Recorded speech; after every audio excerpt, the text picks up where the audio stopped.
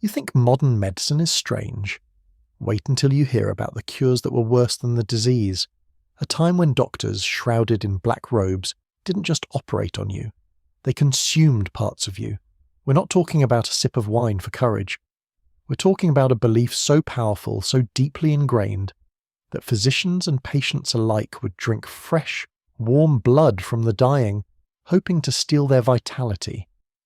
A world where the dead were more valuable than the living, and cannibalism wasn't a taboo, it was a prescription.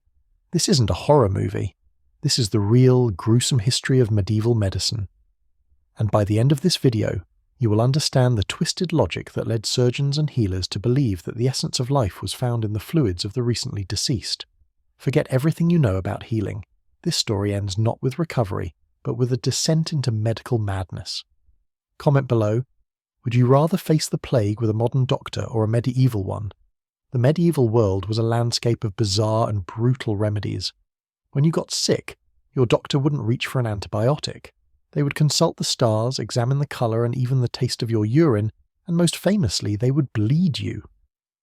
This obsession with bodily fluids was rooted in a theory that governed medicine for over 2,000 years, the theory of the four humours.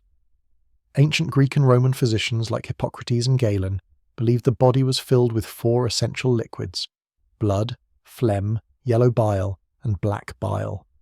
To be healthy was to be in perfect balance. To be sick was to have too much of one humour. Got a fever? Too much blood. Feeling sad? Too much black bile.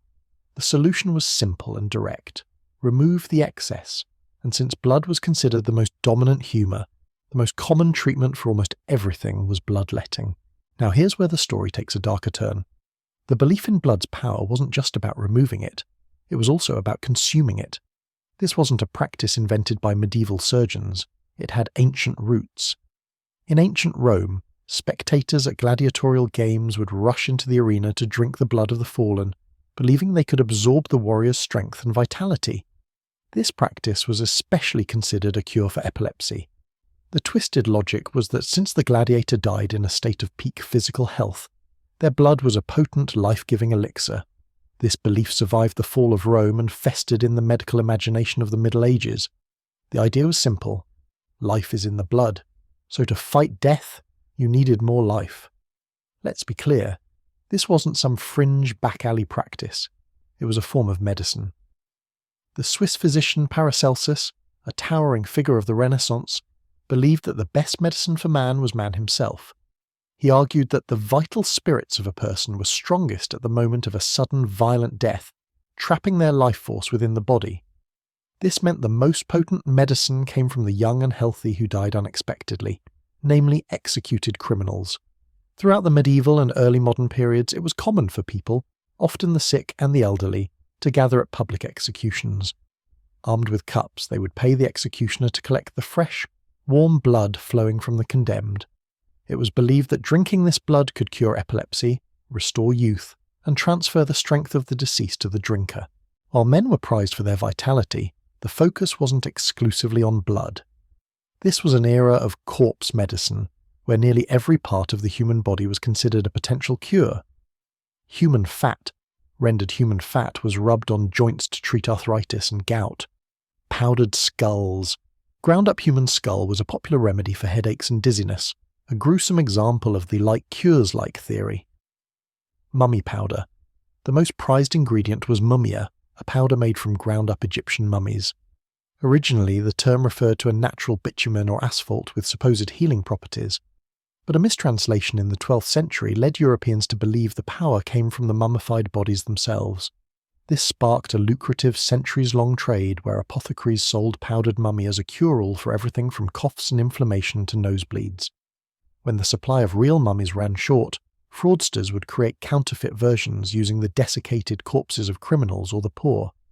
The women of this era were silent participants in this grim pharmacy. While not typically the ones drinking blood at executions, they were prescribed these macabre remedies by male physicians. Wealthy women might use human fat as a cosmetic or be given a tincture of mummy for internal ailments. Their bodies, like the bodies of the poor and the condemned, were simply another resource in this bizarre medical system. They were subject to the same flawed theories. their health gambled on cures derived from the dead. The logic behind this medical cannibalism was based on a powerful pre-scientific idea: sympathetic magic. The belief was that you could transfer a quality, like strength, youth, or health, from one person to another by consuming a part of them. The skull could cure the head, and blood, the very essence of life, could rejuvenate a failing body. They didn't have germ theory or an understanding of blood types. To them, the body wasn't a complex biological machine. It was a mystical vessel of spirits and energies. The first attempts at actual blood transfusion in the 17th century were just as bizarre. Doctors, having discovered blood circulation, began experimenting with transfusing blood from animals, often lambs or sheep, into humans, with predictably fatal results. These failures led to transfusions being banned for nearly 150 years. So why did this all stop? It wasn't a sudden moral awakening. It was the slow, grinding progress of science. The rise of anatomy, the discovery of germs, and the understanding of blood types in the early 20th century finally rendered the old ways obsolete. The theory of humours, which had dominated medicine for millennia, collapsed under the weight of evidence. The vampire-like cures and powdered mummies were exposed for what they were: grisly, desperate, and utterly useless. What the medieval surgeons and their patients left behind wasn't a legacy of healing, but a chilling warning. It's a story of how, in the absence of knowledge, fear and superstition can create a medical system that is just as deadly as the diseases it's trying to cure. They weren't evil. They were desperate. They were trying to fight death with the only tools they had: a flawed understanding of the human body and a profound belief that the dead could save the living. The next time you take a simple pill for a headache, remember this. Medicine wasn't always so clean, so simple, or so sane. If this story made you grateful for modern science, subscribe, because the history of medicine is filled with horrors that make a simple injection look like a miracle.